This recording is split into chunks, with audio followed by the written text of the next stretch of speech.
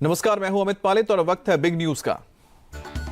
NEET परीक्षा पर बहस को लेकर लोकसभा में जबरदस्त हंगामा। नेता प्रतिपक्ष राहुल गांधी ने मामले में बहस की मांग की। बोले कि छात्रों के सम्मान के लिए नीट परीक्षा मामले पर बहस जरूरी। नीट परीक्षा धांधली पर बोले राहुल गांधी, सदन में नीट परीक्षा को लेकर चर्चा जरूरी। नीट परीक्षार्थी घबराए हुए हैं। विपक्ष के हंगामे के बाद लोकसभा की कार्यवाही सोमवार तक स्थगित। नीट पेपर लीक के मामले पर बहस की मांग कर रहे थे विपक्षी सांसद।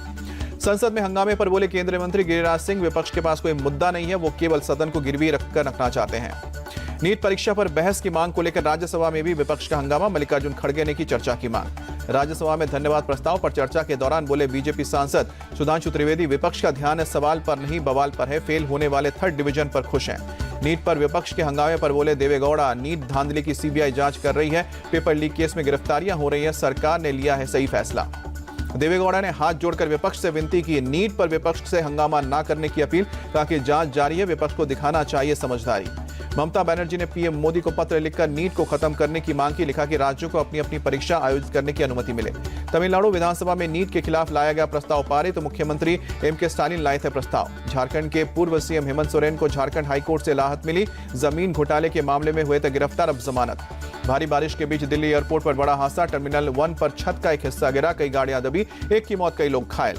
केंद्रीय सिविल एविएशन मिनिस्टर ने बनाई जांच कमेटी। T1 पर छत का हिस्सा गिरने की जांच करेगी टीम। कैबिनेट मंत्री राम मोहन नायडू खुद नजर रख रहे हैं। उड्डयन मंत्री राम मोहन नायडू ने मृतक के परिजन के लिए 20 लाख रुपए के मुआवजे का ऐलान किया। 3-3 लाख रुपए अब घायलों को दिए जाएंगे।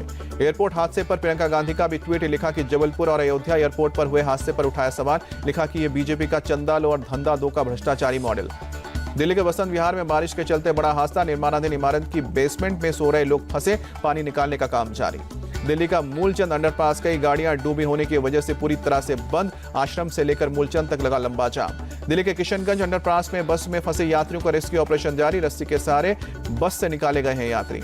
एसपी सांसद रामगोपाल यादव का आवास जलमग्न हुआ। 2 लोगों ने उठाकर रामगोपाल यादव को गाड़ी तक पहुंचाया। कहा कि लेट बारिश के बाद भी नहीं साफ कराए गए हैं नाले। दिल्ली के जल मंत्री आतिशी के घर के बाहर भी जलभराव। कई इलाकों में हो रही है अब तेज बारिश।